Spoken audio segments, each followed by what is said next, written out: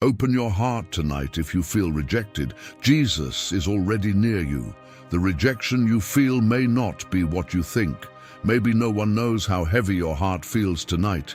Maybe you spent the entire day carrying a smile that hid a wound nobody could see. You answered messages, completed responsibilities, spoke to people, and kept moving forward. Yet deep inside, there was a quiet question that would not leave you alone. Why do I keep feeling rejected? What makes rejection so painful is not what people do to you. It is what rejection slowly convinces you to believe about yourself. It whispers that you are not enough. It tells you that you are unwanted. It suggests that everyone else belongs somewhere while you remain standing outside the door. Over time, those whispers become so familiar that they start sounding like truth. But what if the rejection you feel tonight is not telling you the whole story? What if the pain that has been following you is hiding something your eyes have not recognized yet? Most people assume that rejection means absence.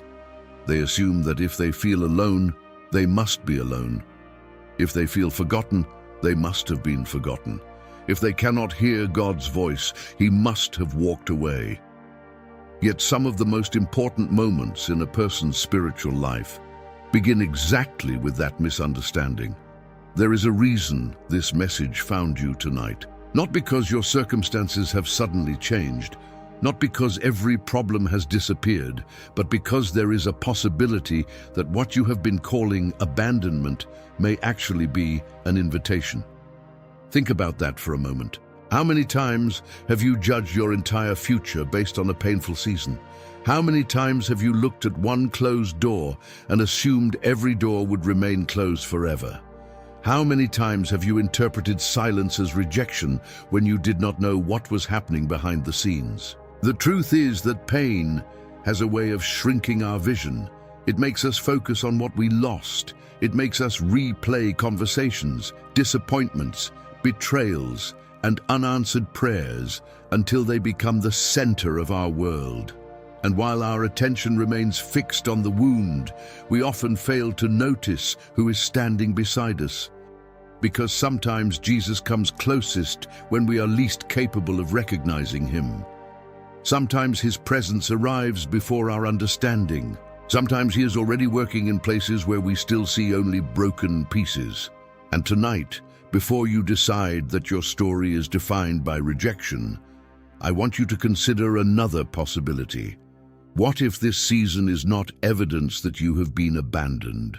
What if it is preparation for discovering a depth of God's presence that you would never have sought any other way? The answer to that question may change everything that follows. The invisible wounds that change how you see yourself. There are wounds that leave scars everyone can see.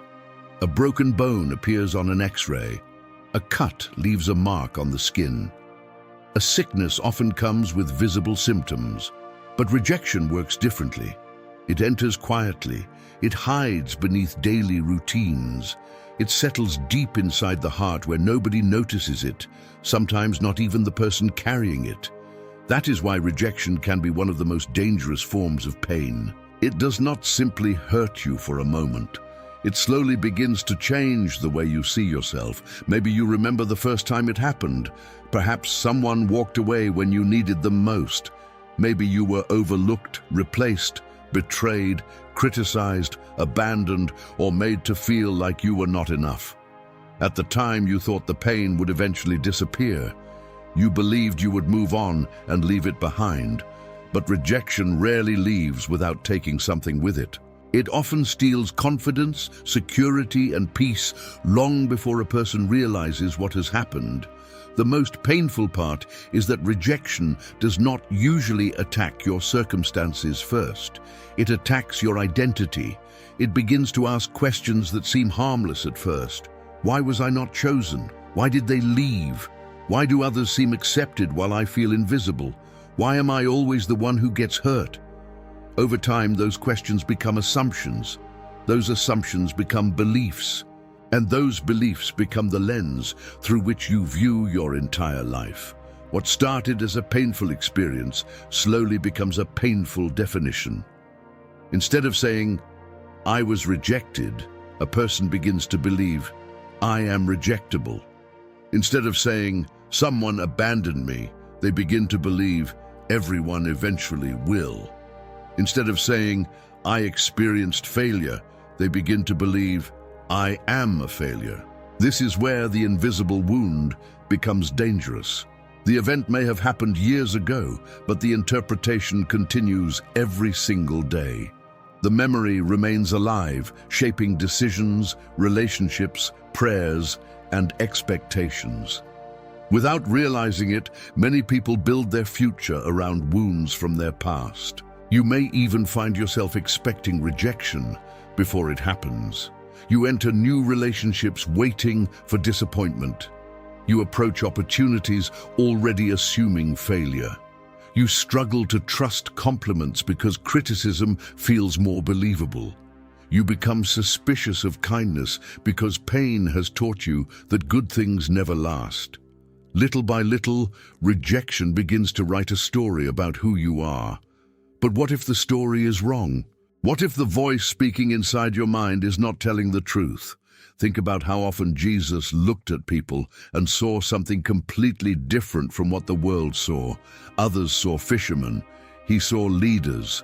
Others saw sinners. He saw sons and daughters. Others saw weakness. He saw potential. Others saw a dead end. He saw a future. The people around you may have misunderstood your value. They may have underestimated your purpose. They may have failed to recognize the treasure God placed inside you. But their inability to see your worth never changed your worth. A diamond remains valuable even when buried beneath dirt. Gold remains precious even when hidden underground. And your identity remains intact even when rejection tries to convince you otherwise. The enemy wants you to spend your life measuring your value through the opinions of people who never had the authority to define you in the first place. He wants you to confuse human approval with divine truth. He wants you to believe that because someone walked away, your worth walked away with them. But Jesus never measures you according to who left. He never evaluates your value according to who rejected you.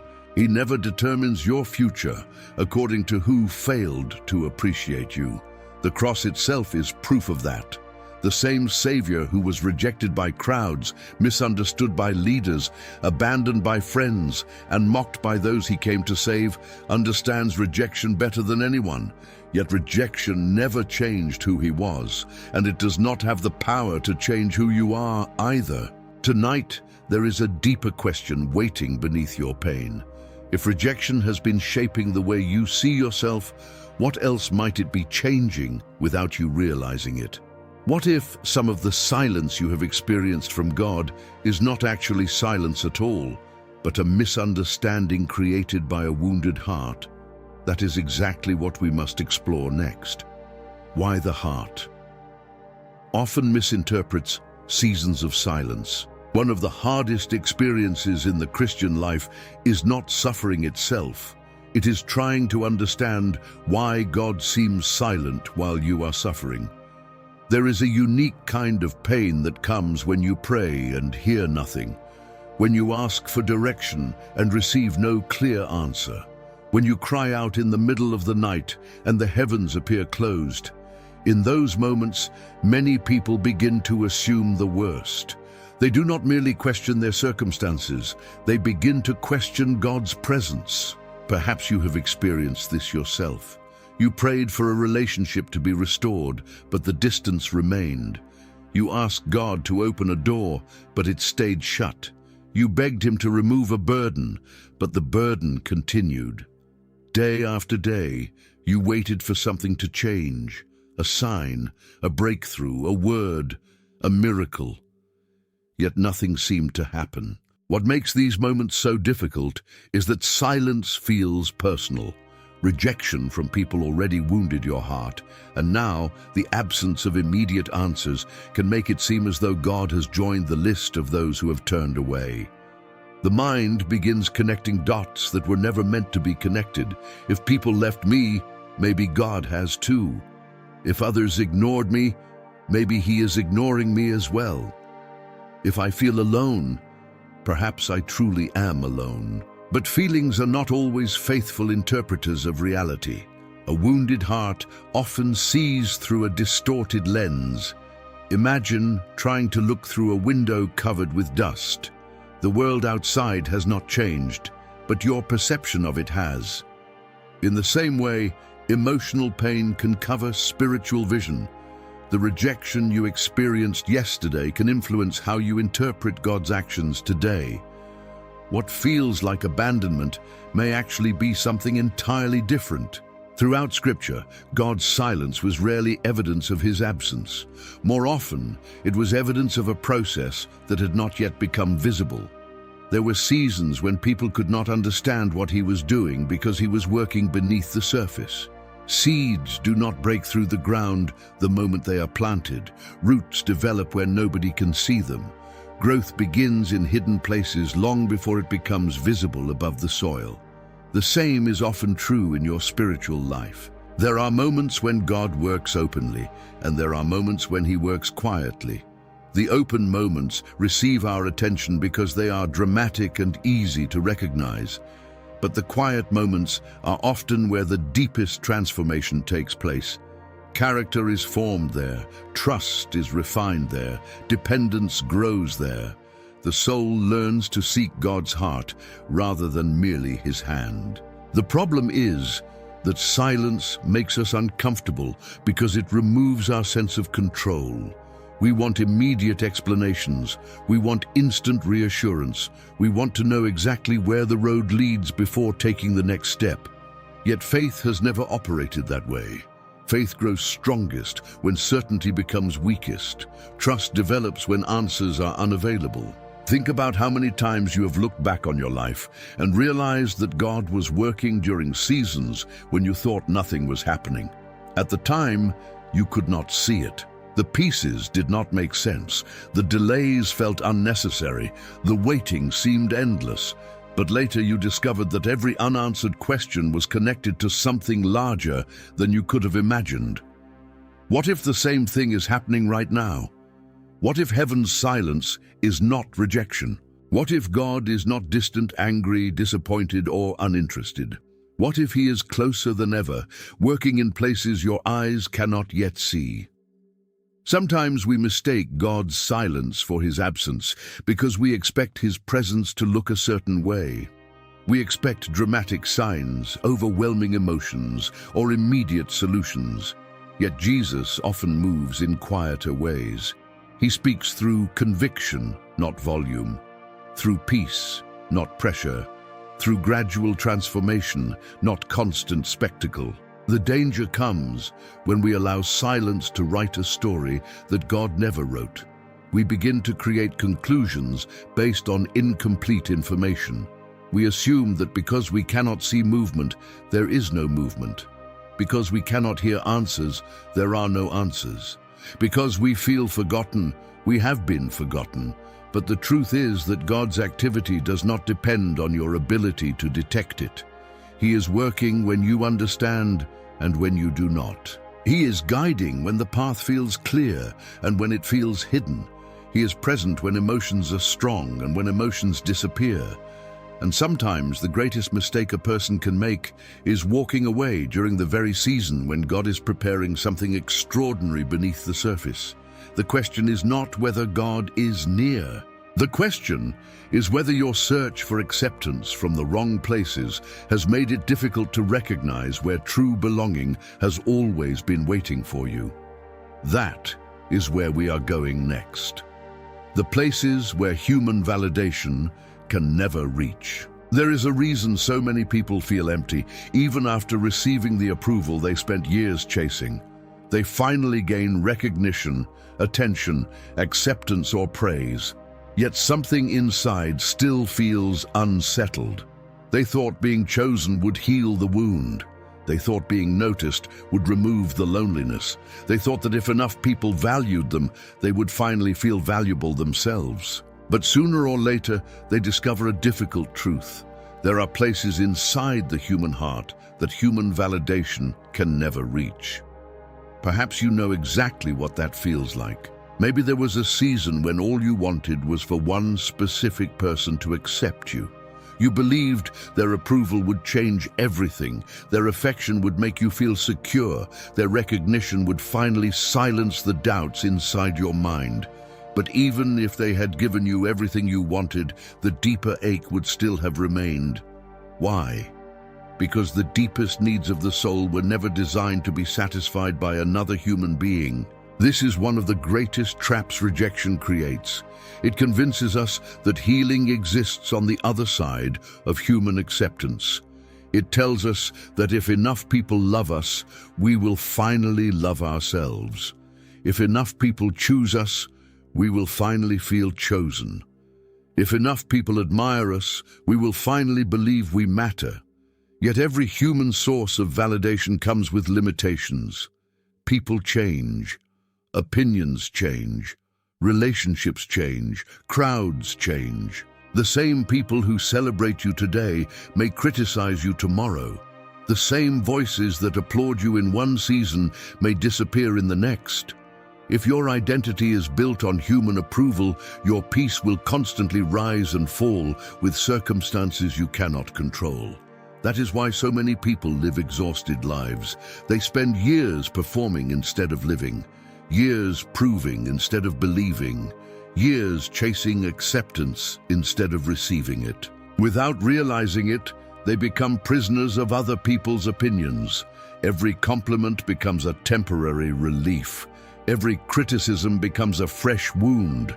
Every rejection becomes evidence that they still have not done enough. The cycle never ends because the soul keeps asking for something that people were never created to provide. Think about the woman at the well in John chapter 4. For years, she searched for fulfillment in places that could never satisfy her deepest thirst. Relationship after relationship failed to provide what her heart was truly seeking.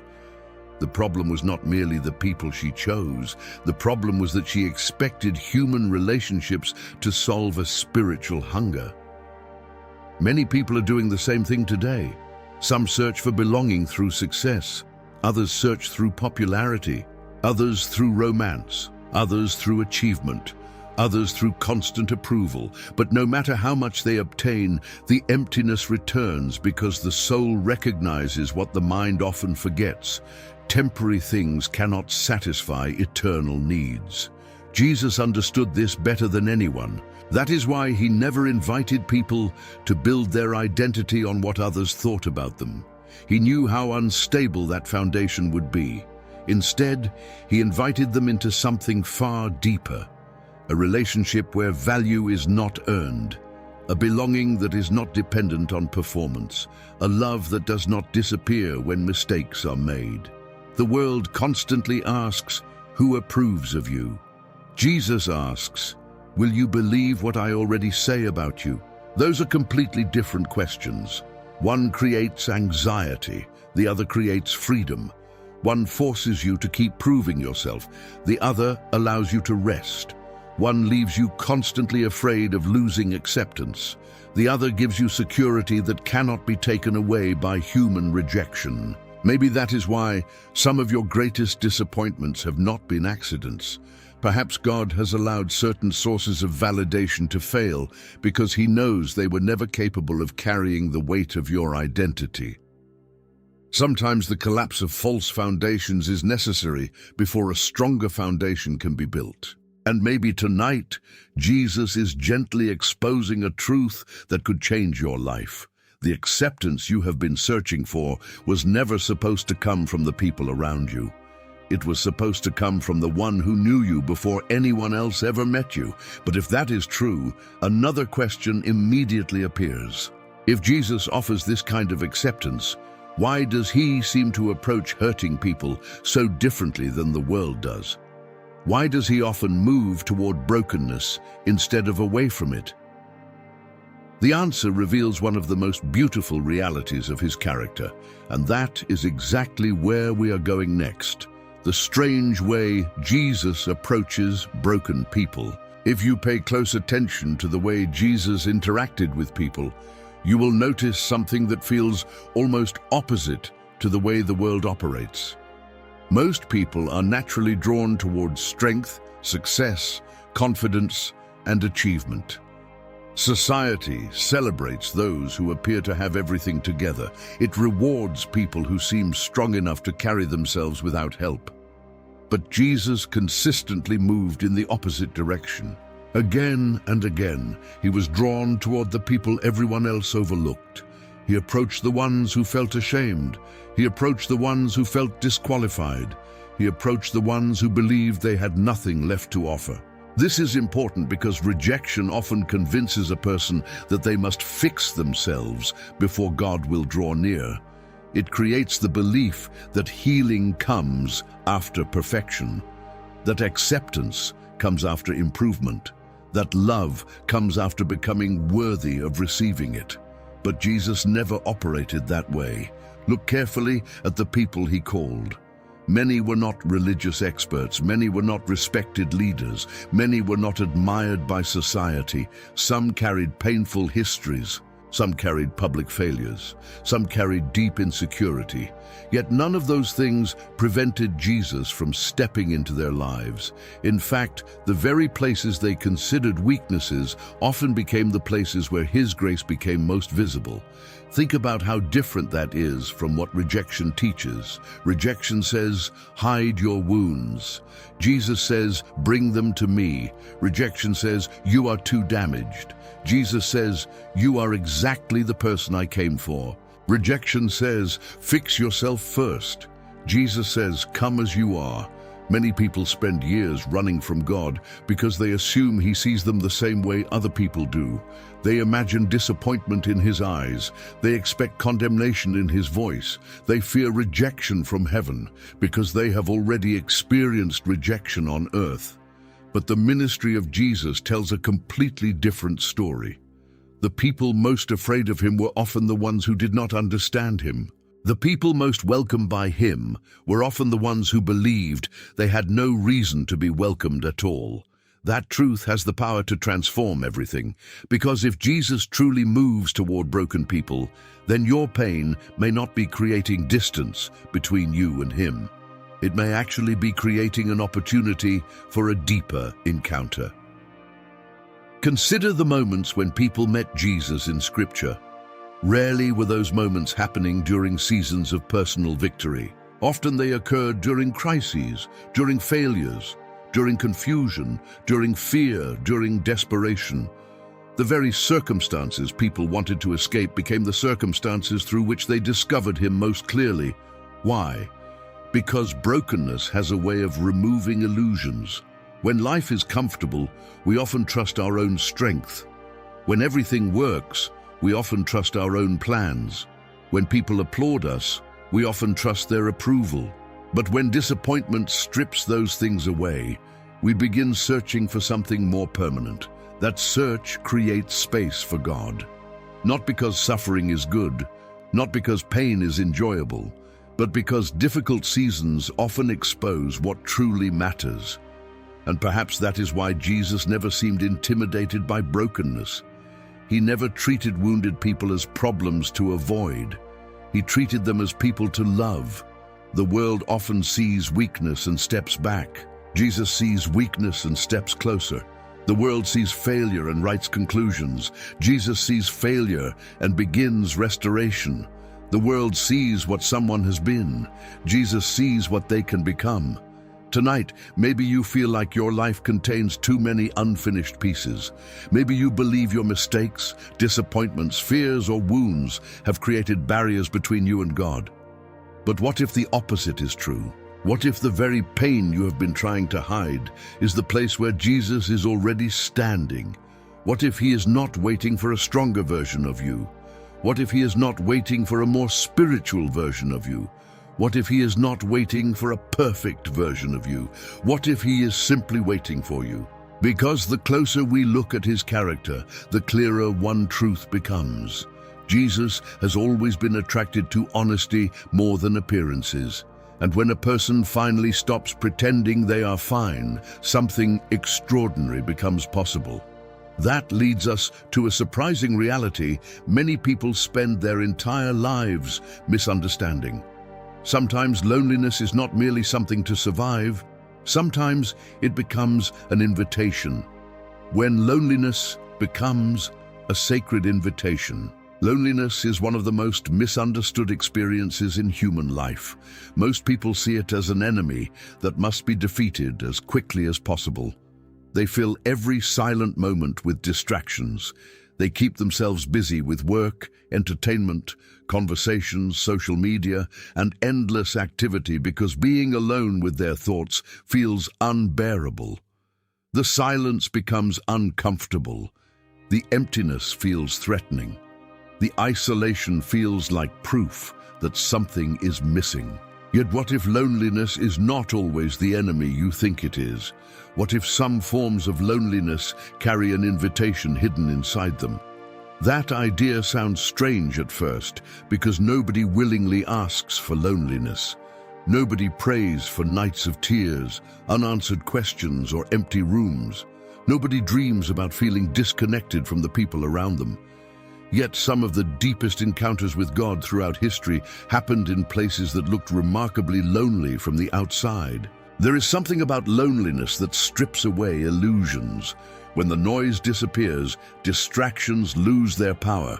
When the crowd is gone, false identities become harder to maintain. When no one is watching, the soul begins asking questions that cannot be ignored. Questions like, who am I when nobody is applauding me? What am I really living for? What remains when every external source of comfort is removed? Where do I run when there is nowhere else to go? These questions can feel uncomfortable because they force us into places of honesty. But honesty is often where transformation begins. Many people spend years running from loneliness without realizing they may also be running from the very encounter their soul needs most. They assume connection with God will happen in moments of excitement, certainty, and emotional strength.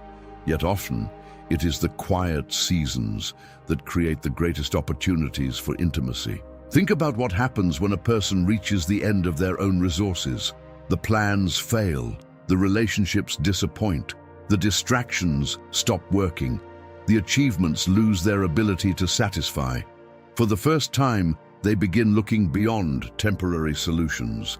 Suddenly, the questions become deeper, the search becomes more sincere, the prayers become more honest. And that honesty creates room for God to speak in ways that might never have been possible before. Perhaps that is why some of your most painful nights have also been some of your most important nights. Not because the pain itself was good, not because God enjoys seeing his children struggle, but because suffering often removes the barriers that comfort quietly builds. When everything is going well, it is easy to rely on what is visible. When loneliness arrives, the invisible becomes more important. The heart begins searching for something that circumstances cannot provide, something permanent, something unshakable, something capable of remaining even when everyone else leaves. And that is where many people discover a truth they never expected. Jesus often becomes most real when every other source of security feels uncertain, not because he suddenly arrived, but because for the first time, the heart became aware of his presence. Loneliness has a unique ability to expose what we truly depend on. Some discover they were depending on relationships. Others discover they were depending on success. Others discover they were depending on constant approval. Others discover they were depending on routines that made them feel safe. Then, loneliness removes those supports one by one. At first, this feels cruel, but over time, some begin to realize that what felt like loss was also revelation. The loneliness exposed foundations that could never fully support them. It revealed dependencies they did not know existed, and once those dependencies became visible, something new became possible, a deeper dependence on God, a deeper awareness of his voice, a deeper understanding of his presence. Perhaps tonight you are sitting in a place you never wanted to be. Maybe the room feels quiet. Maybe the future feels uncertain. Maybe the people you expected to remain have walked away. Maybe the prayers you expected to be answered still seem suspended in silence. Yet what if this lonely season is not evidence that God has abandoned you? What if it is evidence that He is inviting you into a relationship that goes beyond circumstances, beyond emotions, beyond human approval, and beyond temporary comfort? Because there is a battle taking place during seasons of rejection that most people never see. While loneliness can become an invitation, rejection can also become a battlefield. And understanding that battle may explain far more about your struggles than you realize. The spiritual battle happening behind rejection. Most people believe rejection is simply an emotional experience. They see it as a painful event, an unfortunate memory, or a difficult season that eventually fades with time. But rejection is often much more than that. Beneath the surface, an invisible battle begins to unfold. The moment rejection enters a person's life, it rarely arrives alone. It brings questions, it brings doubts, it brings fears. And if those thoughts remain unchecked, they slowly begin to shape an entirely new reality inside the heart. This is why two people can experience the same rejection and emerge completely differently. One becomes stronger, the other becomes trapped. One grows wiser, the other becomes bitter. One moves closer to God, the other withdraws from Him. The difference is not always the pain itself. The difference is what happens in the hidden battle that follows. Because rejection creates a vulnerable moment. When your heart is hurting, your defenses are weakened. When disappointment overwhelms you, your perspective becomes fragile. When loneliness settles in, certain thoughts become easier to believe. And it is often during those moments that dangerous lies begin to appear. The lies rarely sound dramatic. They usually sound reasonable. Nobody cares about you. You will always be alone. Nothing will ever change. God has forgotten you. You are not worthy of love. You are too damaged to be healed. You have failed too many times. At first, these thoughts feel like observations. They feel like conclusions based on evidence. But over time, they become chains. The more they are repeated, the more convincing they become. Eventually, a person stops questioning them altogether. What started as a painful experience becomes a personal identity. What started as a wound becomes a worldview. And what started as rejection becomes a prison. This is why Scripture consistently emphasizes the importance of guarding the mind. The greatest battles are not always fought around you. Often they are fought within you. Long before circumstances are affected, thoughts are contested. Long before behavior changes, beliefs are challenged. The enemy understands something many people overlook. If he cannot destroy your purpose, he will attempt to distort your perception. If he cannot remove God's calling from your life, he will try to convince you that the calling never existed. If he cannot separate you from God's love, he will try to make you doubt that love. Notice how subtle this strategy is. The goal is not necessarily to make you stop believing in God. The goal is to make you question His heart, to make you wonder whether He truly cares, to make you suspect that His promises apply to everyone except you, to make you interpret every delay as rejection and every challenge as abandonment. That is why rejection becomes such fertile ground for spiritual attacks. The pain creates emotional vulnerability. The vulnerability creates confusion. The confusion creates false conclusions. And false conclusions create distance, not because God moved away, but because the wounded heart begins pulling away from Him. The tragedy is that many people blame God for the very isolation their fears have created. They stop praying because they assume He is not listening. They stop trusting because they assume He is not working. They stop hoping because they assume nothing will change. Yet throughout the entire process, Jesus remains near, watching, waiting, calling, not with condemnation, not with disappointment, but with compassion, because He sees the battle you cannot always see. He sees the lies trying to take root. He sees the discouragement attempting to gain ground. He sees the exhaustion that comes from carrying wounds for too long. And he knows that your greatest need is not merely relief from pain. Your greatest need is truth. Truth about who he is. Truth about who you are. Truth about what this season actually means. Because lies lose their power when truth is finally believed. The moment you begin seeing yourself through God's eyes instead of your wounds, something begins to change. The chains weaken. The fears lose authority. The hopelessness starts to crack.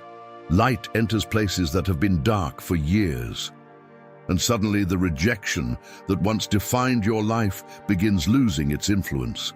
But there is another surprising reality that many people only recognize later. Sometimes the doors that hurt the most when they close are the very doors God refused to let you walk through. And understanding that truth can completely change how you view your past. The doors that close. Before divine redirection begins. Few things feel more painful than a door closing when you desperately wanted it to stay open. It might have been a relationship you fought to preserve, a dream you invested years pursuing, an opportunity you believed would finally change everything. At the time, the loss feels impossible to understand. You replay every detail in your mind. You ask what you could have done differently. You wonder whether you failed, whether you missed God's will, or whether life simply turned against you.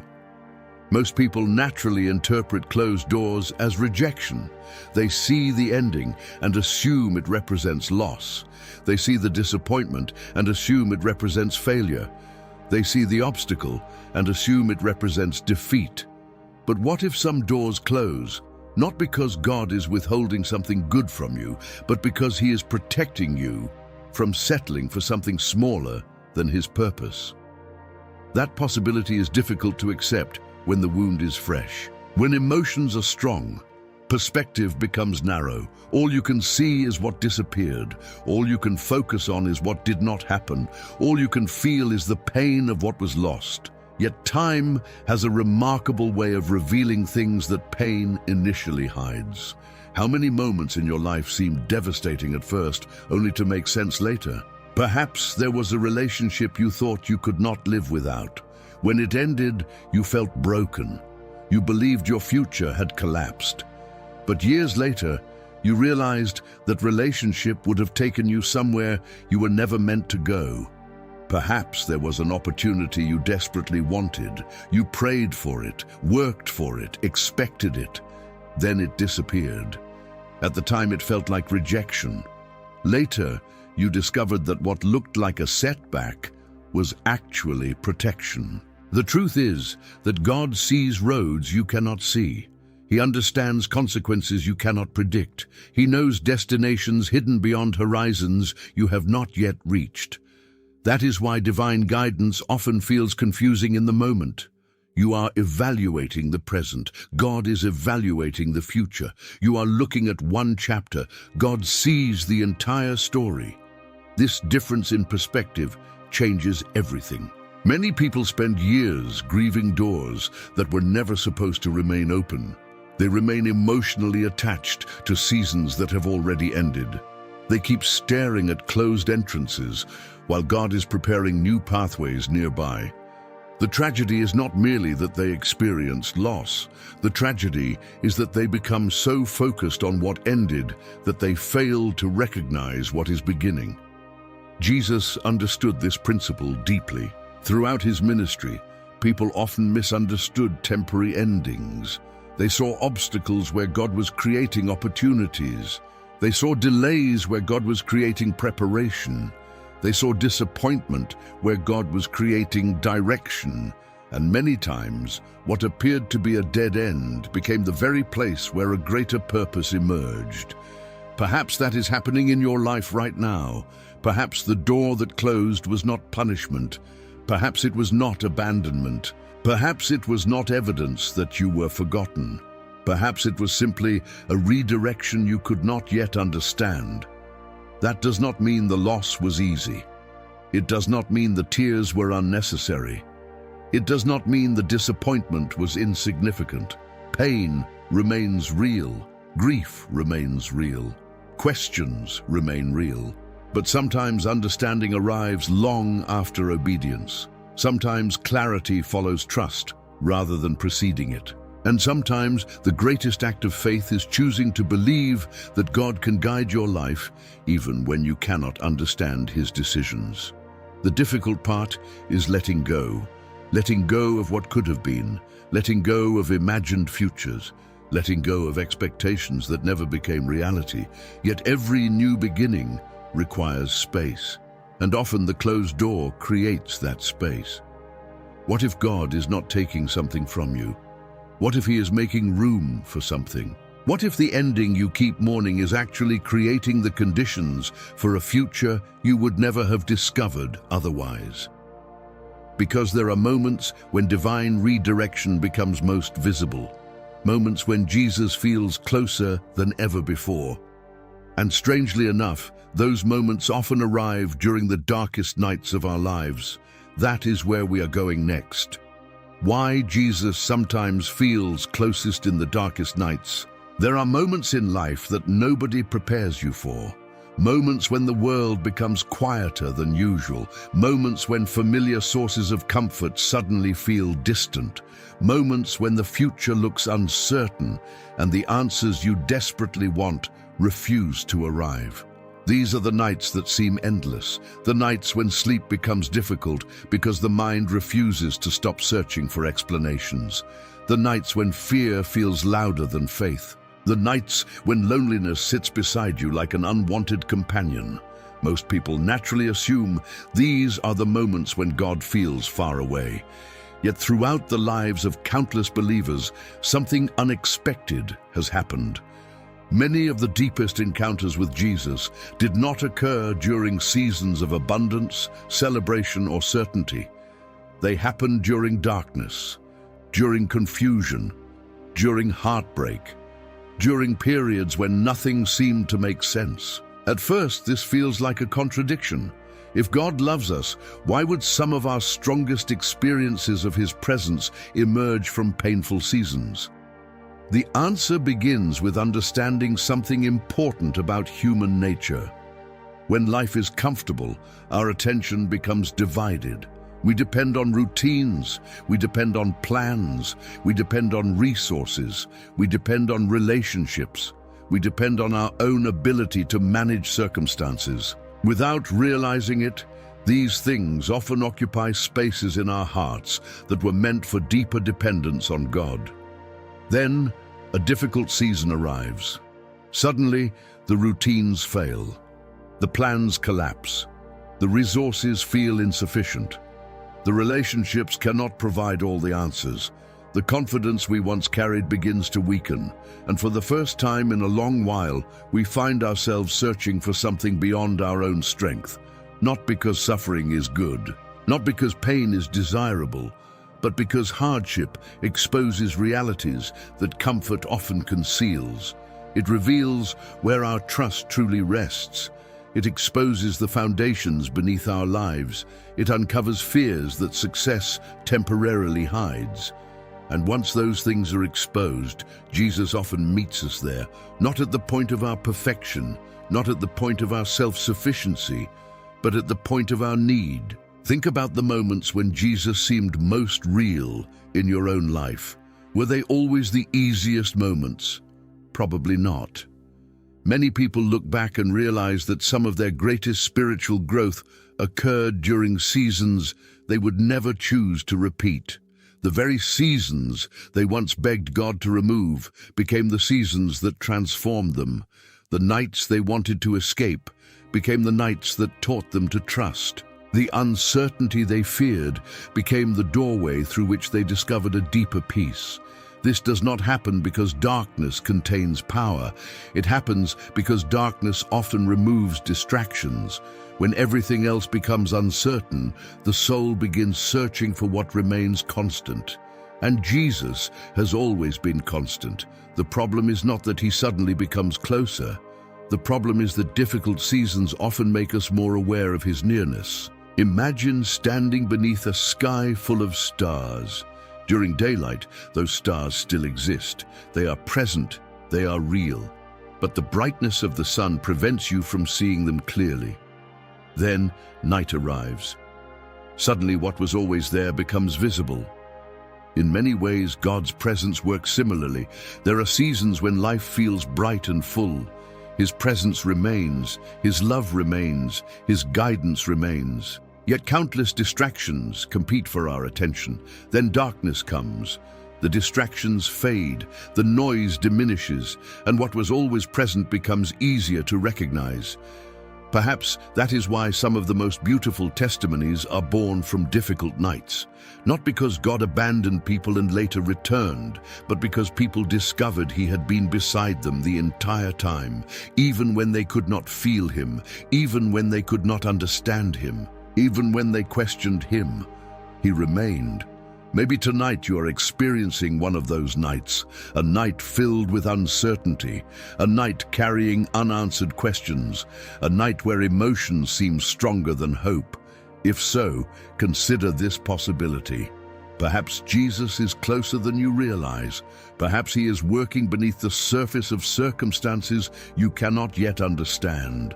Perhaps the darkness surrounding you is not evidence of abandonment. Perhaps it is creating the conditions for you to recognize His presence in ways you never have before. Because when Jesus becomes your source of security, something remarkable begins to happen. You start discovering a version of yourself that rejection, failure, criticism, and disappointment could never destroy. And that is exactly where we are going next. The version of you that rejection could never destroy. One of the greatest victories rejection can achieve is convincing you that it has changed who you are. Not what happened to you, but who you are. Over time, painful experiences begin to feel like permanent labels. A person who was abandoned starts believing they are unworthy of being loved.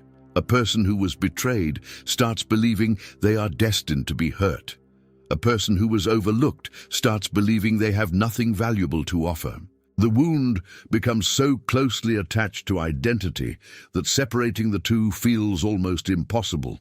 But there is a truth many people spend years trying to discover. Your experiences are not your identity. Your disappointments are not your identity. Your failures are not your identity. Your wounds are not your identity. They are chapters. They are events. They are seasons. But they are not the definition of who you are.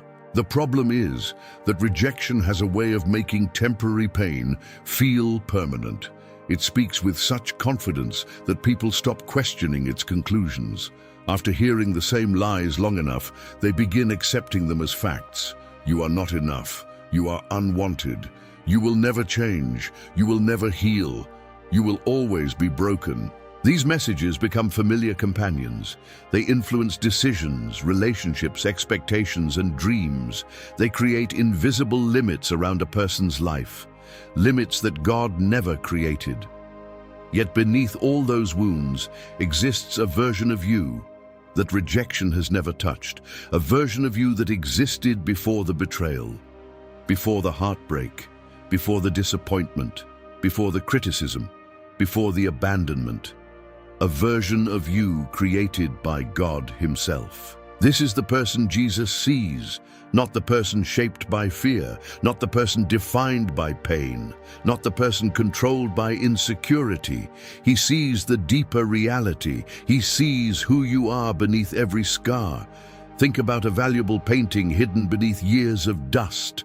The dust may cover the surface. It may obscure the beauty. It may prevent others from recognizing its value. But the dust never changes the masterpiece underneath. The same is true for you. The wounds may have covered your confidence. The disappointments may have clouded your vision. The rejection may have distorted your perception. But none of those things altered the person God created. They only affected your ability to see that person clearly. Jesus has always been able to see beyond appearances. When others saw weakness, He saw potential. When others saw failure, He saw restoration. When others saw limitations, he saw purpose. And he continues to see people that way today. Perhaps you spend so much time looking at your wounds that you have forgotten to look at yourself through his eyes. Imagine for a moment that every painful label placed upon your life suddenly disappeared.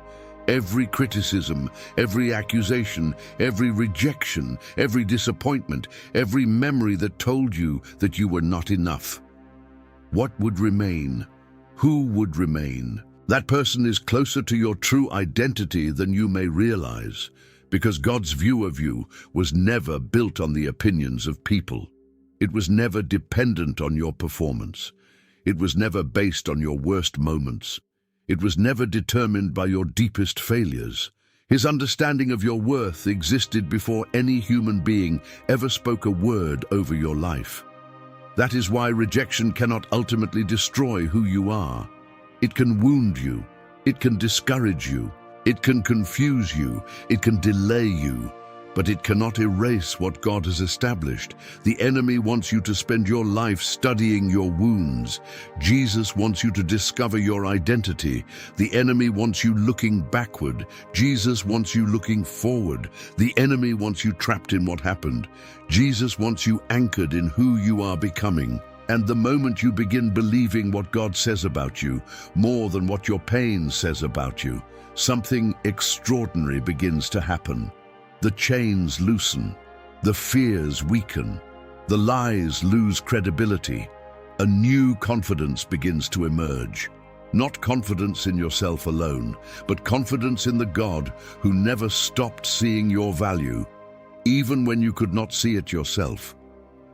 Yet if Jesus truly sees you this way, another question naturally follows. How can you know he is actually near when you cannot see him?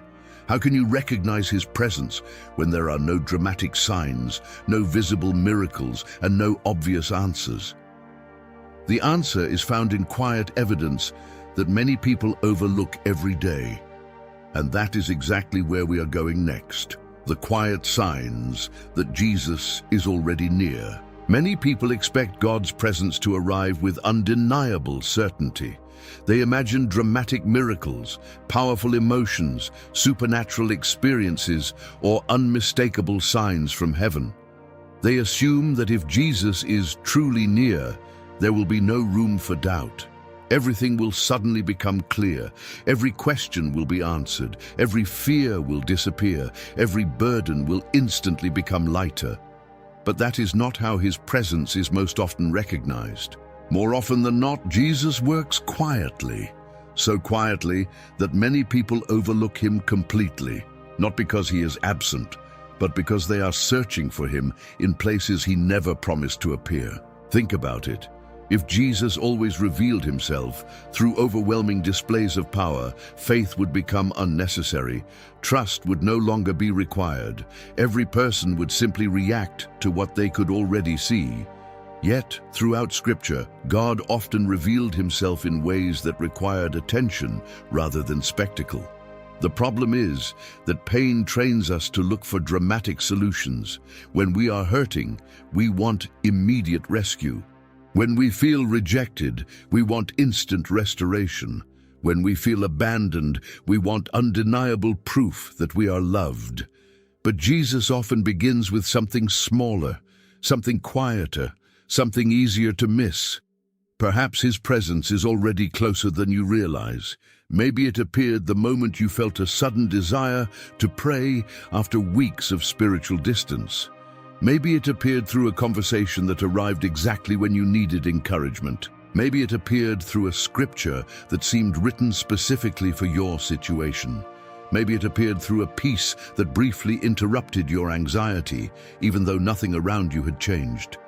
These moments may seem insignificant at first, but they often reveal something profound. Jesus rarely forces his way into a person's life. He gently draws near, he invites, he whispers, he leads. And because his movements are often quiet, they require spiritual attention. The challenge is that wounded hearts tend to overlook small signs. Pain narrows focus, disappointment magnifies problems, fear amplifies uncertainty. As a result, people become so focused on what God has not done that they fail to notice what He is already doing. They overlook the strength that carried them through a difficult day. They overlook the protection they never saw. They overlook the opportunities that quietly appeared. They overlook the growth taking place beneath the surface. They overlook the fact that despite everything they have endured, they are still standing. Consider this for a moment. How many times have you survived situations you once thought would destroy you? How many nights did you believe you would never recover? How many disappointments felt permanent at the time? Yet somehow you made it here. Not because you were always strong, not because you always had answers, not because life was easy, but because God sustained you even when you were unaware of it. Sometimes His presence is not revealed through what happens. Sometimes it is revealed through what does not happen. The crisis that never arrived, the mistake that never occurred, the danger that never reached you, the breakdown that somehow did not consume you. We often recognize blessings only when they are visible, but many of God's greatest acts of love happen invisibly. That is why spiritual maturity involves learning to recognize God's fingerprints in ordinary moments. Not every encounter with Jesus happens on a mountaintop. Many happen in quiet rooms, in silent prayers, in unexpected peace, in small acts of grace, in subtle moments that seem ordinary until you realize they changed everything. Perhaps tonight you are asking God for proof that He sees you, proof that He cares, proof that He has not abandoned you, and perhaps His answer is already surrounding you, not through dramatic signs, but through countless small reminders that His presence has never left.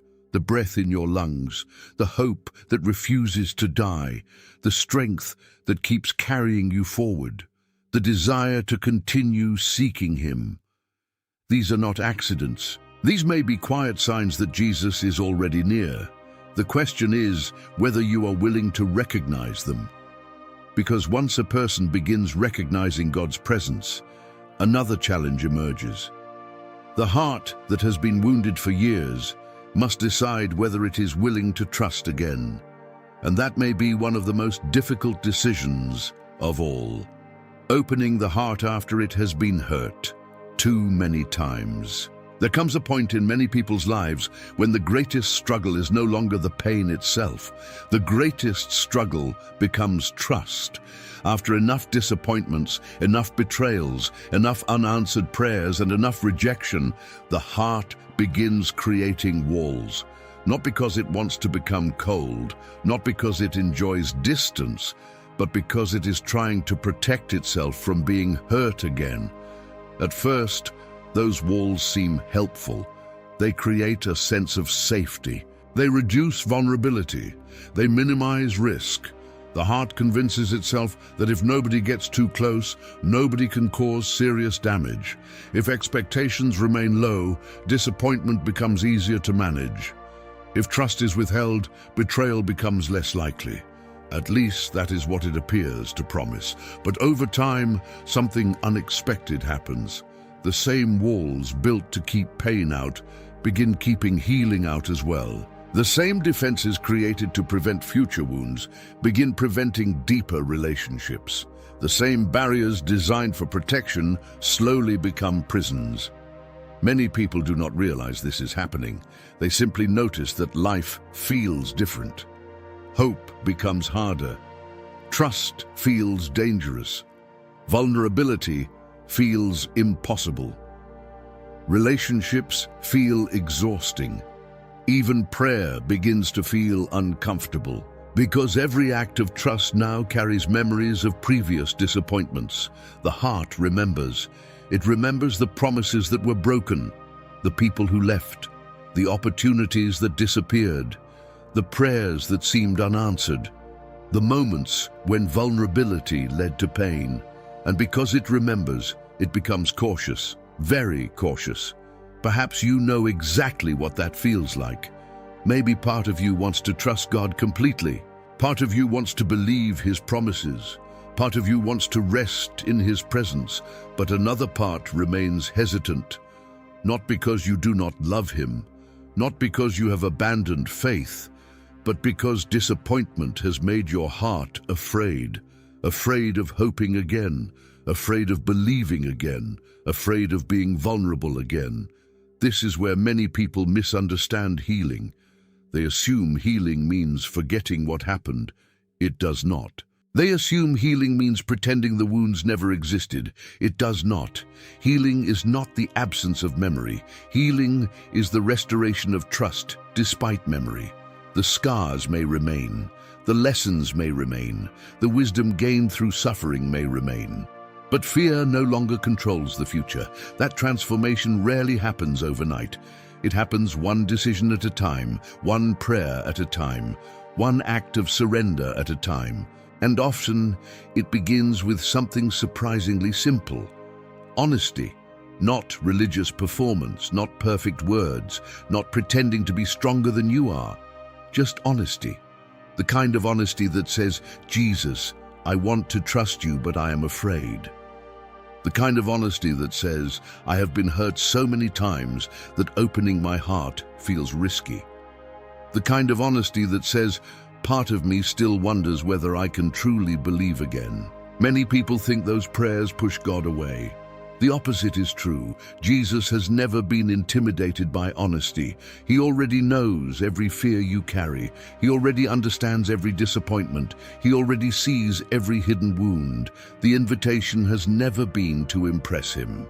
The invitation has always been to come to him, not as the version of yourself that appears strong, not as the version that has all the answers, but as the version that desperately needs his presence. Because trust is not built through certainty, it is built through relationship. And relationships grow when people choose connection despite risk. Every meaningful relationship requires vulnerability, including your relationship with God. At some point, the heart must decide whether fear will continue writing the story. At some point, the walls must be challenged. At some point, healing requires a willingness to believe that the future does not have to repeat the past. Perhaps tonight is that moment for you. Perhaps Jesus is not asking you to understand everything. Perhaps he is not asking you to solve every question. Perhaps he is not demanding perfect faith. Perhaps he is simply inviting you to open the door of your heart one more time, because what happens next may surprise you. The circumstances around you may remain exactly the same. The challenges may still exist, the unanswered questions may still remain, yet something inside you can begin changing long before anything outside you changes. And that transformation is more powerful than most people realize. That is exactly where we are going next. The night everything changes without circumstances changing. Most people believe transformation begins when circumstances improve. They tell themselves that peace will arrive when the problem is solved. Joy will return when the relationship is restored. Confidence will grow when the opportunity finally appears. Faith will become stronger when the answer to prayer arrives. In other words, they place their inner peace in the hands of future events. The problem with that way of thinking is that it gives circumstances authority they were never meant to have. If your peace depends entirely on what happens around you, then every setback will steal it. Every disappointment will weaken it. Every delay will threaten it. Every closed door will shake it. Many people spend years waiting for external change before allowing themselves to experience internal healing. They assume the two must happen together. Yet some of the most powerful moments in a person's spiritual journey happen when nothing around them changes at all. The same room remains, the same challenges remain, the same unanswered questions remain, the same uncertainties remain. And yet, something inside begins to shift. This is the kind of transformation Jesus often produces. Not because he ignores circumstances, not because he minimizes pain, but because he understands that lasting peace cannot be built upon constantly changing situations. Think about how much of your life has been spent trying to control things you cannot control. Other people's decisions, other people's opinions, other people's actions, unexpected events, future outcomes. You have probably discovered what everyone eventually discovers. Control is an illusion. No matter how hard you try, there will always be situations beyond your ability to manage. And that realization can feel frightening until you discover something greater. You were never meant to carry the weight of controlling everything. That burden was never yours. Perhaps that is why some of the most profound moments with Jesus happen when a person finally reaches the end of their own strength. Not because weakness is desirable, but because surrender becomes possible. There is a difference between giving up and surrendering. Giving up says, nothing matters anymore. Surrender says, I trust God with what I cannot carry. Giving up creates despair. Surrender creates freedom. Giving up abandons hope. Surrender places hope in stronger hands. Many people confuse these two experiences. They think letting go means defeat. But often letting go is the beginning of peace. The moment a person stops demanding immediate answers, the moment they stop trying to force every outcome, the moment they stop carrying responsibilities that belong to God, something remarkable begins to happen. The storm may continue, but the panic begins to fade. The uncertainty may remain, but fear loses some of its power. The future may still be unclear, but trust starts taking root. This is not denial. It is not pretending problems do not exist. It is not ignoring reality. It is learning to face reality while standing on something stronger than circumstances. Many believers spend years praying for God to change their situation when His first desire is to change their perspective. Because once perspective changes, everything else begins to look different. The same obstacle no longer appears impossible. The same delay no longer feels meaningless. The same waiting season no longer feels empty. The same rejection no longer defines identity. Not because the circumstances changed, because the heart changed. And when the heart changes, the entire experience changes with it. Perhaps tonight is one of those nights. Perhaps you are still facing the same challenges you faced yesterday. Perhaps the answers have not arrived. Perhaps the doors remain closed. Perhaps the people who hurt you have not returned. Perhaps the future still contains uncertainty. Yet what if this is the night something inside you begins changing? What if this is the night fear starts losing its authority? What if this is the night trust becomes stronger than doubt? What if this is the night you stop measuring God's faithfulness by your circumstances and start recognizing His presence within them? Because when that transformation begins, something beautiful happens. You stop asking, when will my situation change? And you begin asking, how close has Jesus been all along? That question leads us to the final truth of this journey, a truth that has the power to change the way you go to sleep tonight. Before you fall asleep tonight, remember this one truth tonight. Before you close your eyes, before the noise of this day finally fades away, before your thoughts begin revisiting old disappointments and unanswered questions, there is one truth I want you to carry with you. You are not as alone as you think. Perhaps rejection has spoken loudly in your life. Perhaps it has spoken through people who walked away, through relationships that ended, through opportunities that disappeared, through prayers that seemed to remain unanswered, through seasons that felt longer than you expected, through moments when heaven appeared silent. And if you are honest, maybe part of you started believing what rejection was saying. Maybe you started believing that you were forgotten. Maybe you started believing that you were overlooked.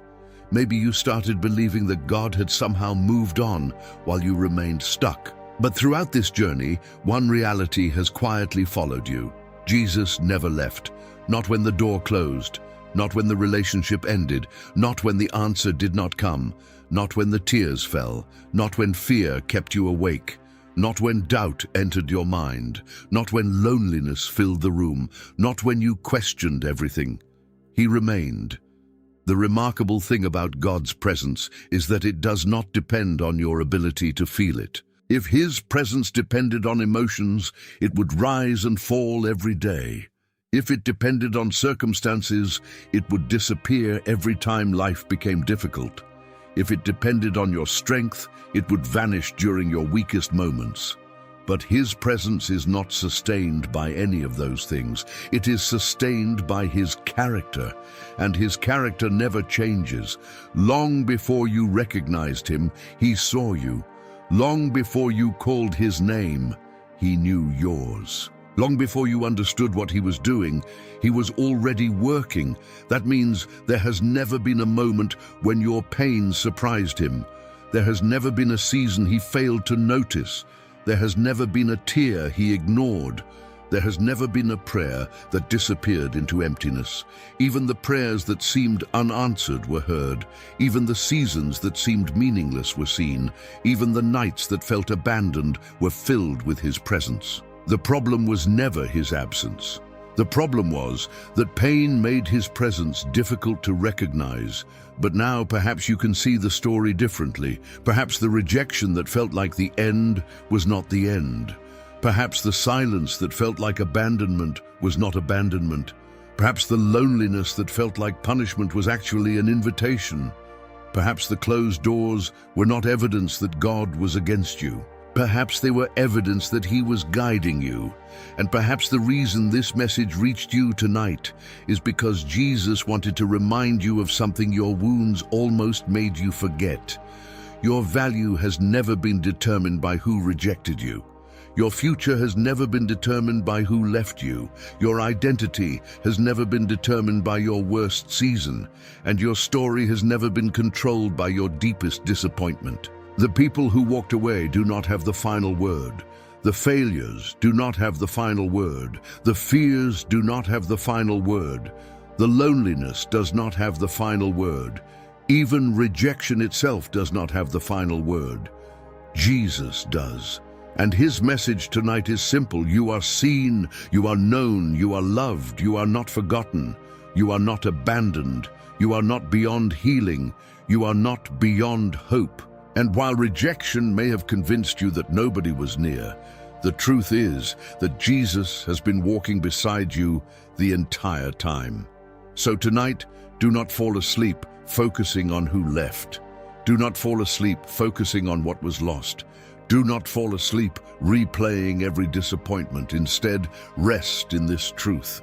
The Savior who understands every wound you carry is closer than you can imagine. And when you wake up tomorrow, His presence will still be there. Just as it has been all along.